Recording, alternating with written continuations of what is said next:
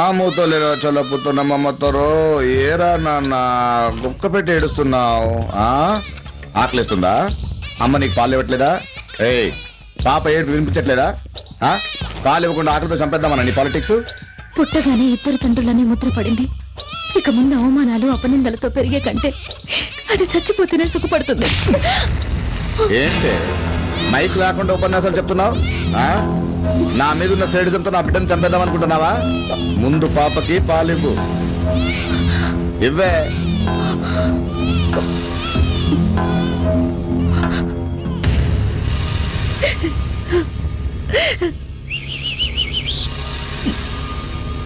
ఏంటా రియాక్షన్? నీ reaction dialogue ఏంటో చెప్పనా? పొద్దున్నేమో హాస్పిటల్లో ఈ బిడ్డకు నేను తండ్రి కాదన్నాడు, ఇప్పుడేమో ఇది నా బిడ్డ అంటున్నాడు. ఏంటో అనే కదా. చూడు, ఓ ప్రాజెక్ట్కి ఓ లీడరు ఫౌండేషన్ స్టోన్ వేస్తాడు. ఆ తర్వాత ఆ గవర్నమెంట్ మారి ఇంకో లీడర్ ఆధ్వర్యంలో ఆ ప్రాజెక్ట్ పూర్తవుతుంది. ఇప్పుడు ఆ ప్రాజెక్ట్ ఫౌండేషన్ స్టోన్ వేసిన వాడిదా, దాన్ని పూర్తి చేసిన వాడిదా అంటే ఎలా సమాధానం లేదో అలాగా ఈ బిడ్డకి తండ్రి ఎవరంటే సమాధానం లేదు, రాదు. పెళ్ళైతే భార్యాభర్తలు అయినట్టు కాదు, మనసిచ్చినప్పుడే భార్యాభర్తలు అయినట్టు మీ ప్రేమికులు అనుకుంటుంటారు కదూ. అలాగా మనసు వాడికి, శరీరం నాకు, పదవి వాడిది, ప్రమాణం స్వీకారం నాదంటే నేనెలా ఒప్పుకుంటాను? హలో, లీగలీ ఇది నా బిడ్డే, బట్ ఇల్లీగల్ గా ఇది వాడి బిడ్డ. సో అవసరమైతే ఇది నా బిడ్డే అంటాను, ఆవేశం వస్తే తండ్రినే మార్చేస్తాను. ఏమంటావు? మళ్ళీ రియాక్షనా? దీనికి డైలాగ్ ఏంటో చెప్పనా? విడాకులు అడగాలనుకుంటున్నావు కదా? నీలాంటి వాడితో కాపురం చేసే బదులు విడాకులు తీసుకొని వెళ్ళిపోవడం మంచిది. అమ్మమ్మమ్మమ్మమ్మ, అంత సీన్ లేదు తల్లి. నువ్వు విడాకులు తీసుకొని బయటకు వెళ్ళి పదవి కాజేశాక మాజీ మేయర్ కూతుర్ని వదిలేశాడన్న అన్పాపులర్ చేద్దాం అనుకుంటున్నావా? నువ్వు చేసినా పర్వాలేదు, నాకేం భయం లేదు. కానీ నువ్వు అపోజిషన్ పార్టీలో చేరి నాకే ఎదురుగా నిలబడ్డావనుకో, నీడలేని ఆడది, మొగుడు వదిలేసిన ఆడది అని బ్యానర్లు కట్టి సింపతి కొట్టేస్తే నాకు డిపాజిట్ కూడా మిగలదు. నేను అలాంటి దాన్ని కాదు. నువ్వు కాకపోవచ్చు, కానీ ప్రతిపక్షం వాళ్ళు అలాంటి వాళ్లే. సో నీకు విడాకులు కావాలంటే ఆన్ వన్ కండిషన్. బిడ్డ పుట్టినప్పుడు హాస్పిటల్లో తండ్రి పేరు నాది రాయించావు కదూ, ఆ పేరు మార్చేసి నీ లవర్ పేరు రాసుకో. రేపు పెద్దవాళ్ళు, ప్రెస్ వాళ్ళు నన్ను అడిగితే నేను నా పెళ్ళాన్ని వదిలేయడం ఏంటండి, నా పెళ్ళామే నన్ను వదిలేసిందని పాప బర్త్ సర్టిఫికెట్ చూపిస్తాను. అప్పుడు భార్య వదిలేసిన భర్త అని కొంతమంది ఆడపడుచుల సింపతి ఓటైనా నాకు మిగులుతాయి. ఎలా ఉంది నా కండిషన్? చివరికి ఇంత నీచానికి దిగజారుతావని నేను అనుకోలేదు. చివరికి అంటే మొదటి నుంచే నేను దిగజారిపోయాను కాబట్టే పాలిటిక్స్ లో పైకొచ్చాను. ఇదిగో నా కండిషన్స్ ఒప్పుకుని విడాకులు తీసుకో, లేదా నీ బిడ్డతో నీ బాబు దగ్గర బ్రతుకు. సొసైటీ దృష్టిలో నేను నువ్వు భార్య భర్తలు కావచ్చు, కానీ ఈ క్షణం నుంచి నాకు నీకు ఎలాంటి సంబంధం లేదు. That's it. చోచోలో పోచు, బాయ్.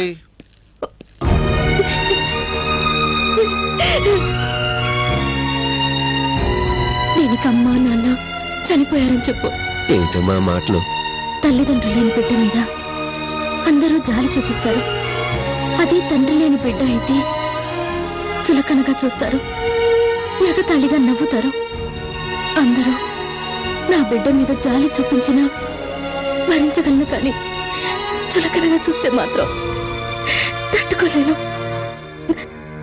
అందుకే నా బిడ్డని నువ్వే పెంచమన్నా. అంటే తల్లి ప్రేమే కాదు, తల్లి పాలను కూడా ఈ పసిబిడ్డకు దూరం చేస్తావా? పాలు లేకపోతే పోత పాలు తీసుకురావచ్చు, కానీ నాన్నేడి అని అడిగితే నేను ఇంకొక నాన్నని తీసుకురాలేను కదా నాన్న. అందుకే వదిలి వెళ్ళిపోతున్నాను.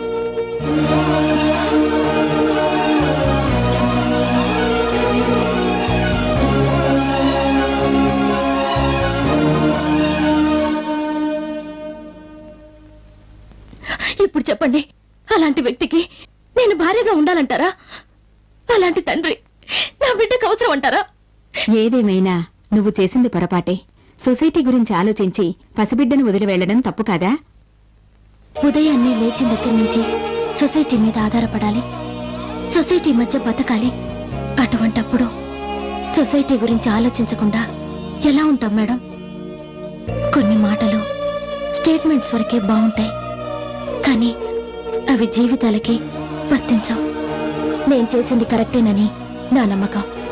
ఎవరెంత చెప్పినా అతనితో కాపురం చేయడానికి నా అంతరాత్మ ఒప్పుకోవడం లేదు.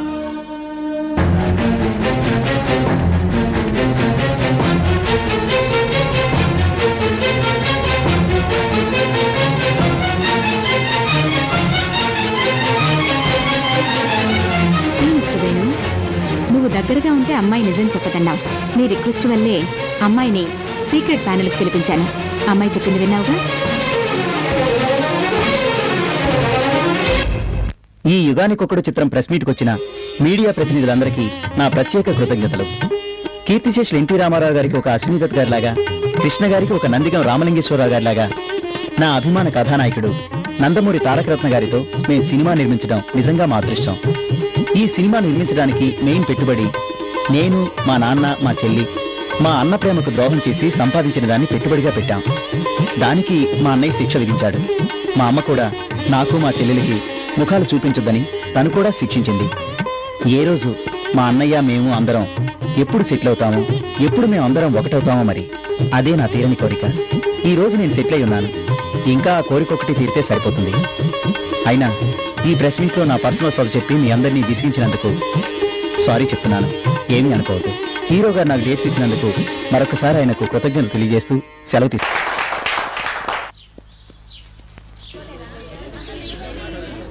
నమస్తే సార్. నమస్తే సార్. నమస్తే సార్.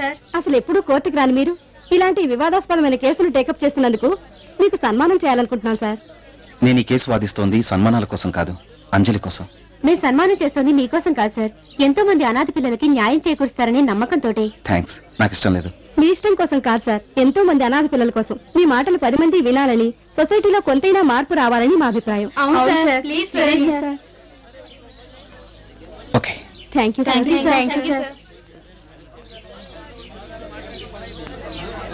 తమరికి పేరు ప్రతిష్టలు బాగా పెరిగినట్టున్నాయి.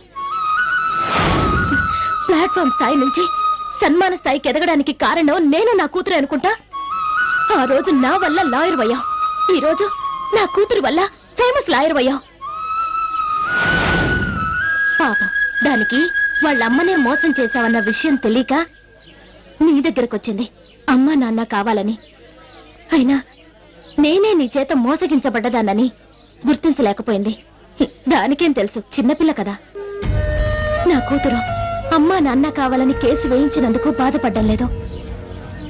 నీలాంటి వాడి చేత వేయించిందే దానికి బాధపడుతున్నాను.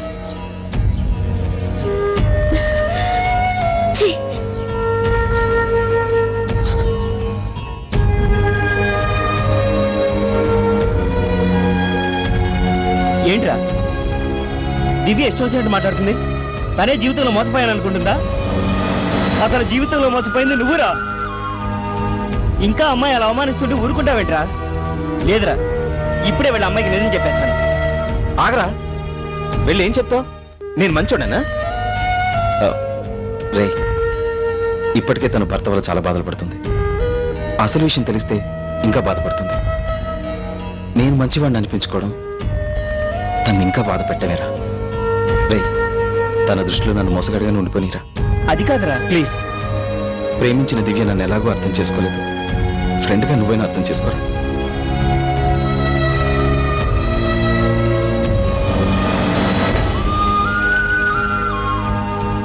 దివ్య,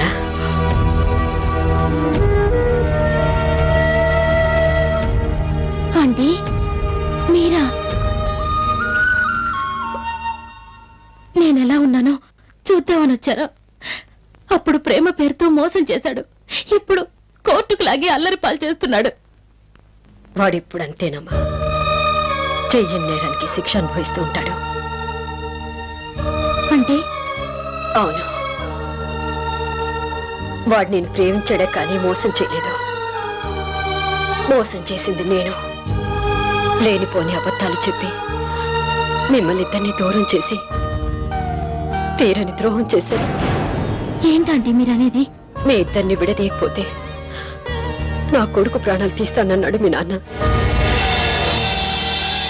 కూతురి జీవితం కంటే మీ నాన్న పరువు ప్రతిష్టలే ముఖ్యం అనుకున్నారు, కానీ నా కొడుకు ప్రాణాలేనే ముఖ్యం అనుకున్నాను.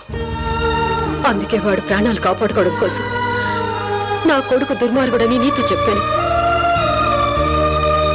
కానీ ప్రేమే లేనప్పుడు ప్రాణం ఉన్నా లేకపోయినా ఒకటేనని నా కొడుకు అనుభవించిన నరకాన్ని చూసాక అర్థమైంది. నేను చేసిన మోసం వల్ల ఒకవైపు నీకు దూరమై బ్రతుకుతున్నాడు, మరోవైపు ఆయన వాళ్ళందరూ ఉండి కూడా అనాథలా బ్రతుకుతున్నాడు. వాడు తప్పేం లేదని నీకు తెలిస్తే నువ్వు బాధపడతావని నీ దృష్టిలో వాడు మోసగాడుగానే ఉండిపోయాడు, కానీ నిజం చెప్పలేదు. ఇంకా నువ్వు నా కొడుకును అవమానిస్తే నిన్ను ప్రేమించినందుకు వాడు భరిస్తాడేమో, కానీ తల్లిగా నేను మాత్రం చూస్తూ ఊరుకోలేను. అది చెప్పడానికి వచ్చాను.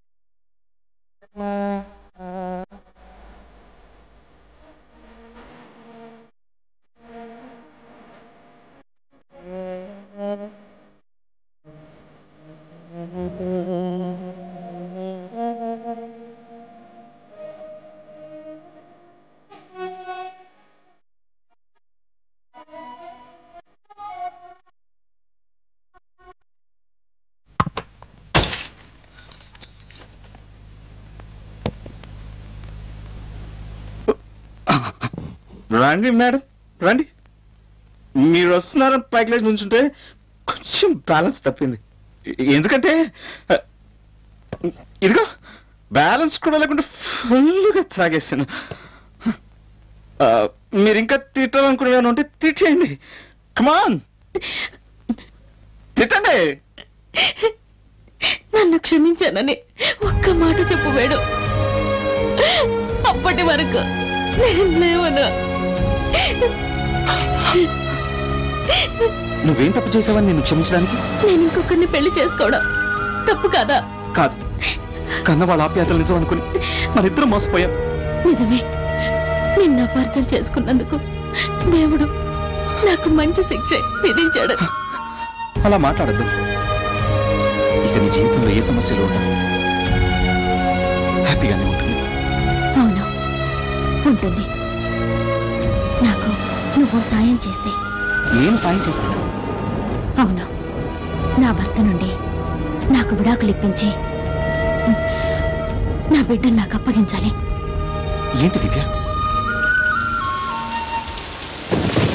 ప్రేమలో గెలవలేకపోయాను, భార్యగా ఓడిపోయాను. కనీసం తల్లిగానైనా నా బాధ్యతల్ని నిర్వర్తించాలనుకుంటున్నాను. నువ్వు మొట్టమొదటి కేసు గెలిచినప్పుడు నాకు మాటిచ్చావు. ఎప్పుడన్నా కోర్టుకొస్తే ఫ్రీగా వాదిస్తానన్నావు, గుర్తుందా? ఇప్పుడు నా తరపున వాదించు. నేను అడిగిన సాయం చెయ్యి. నీకు చేతులెత్తి దండం పెడుతున్నాను, నాకు ఈ సాయం చెయ్యి.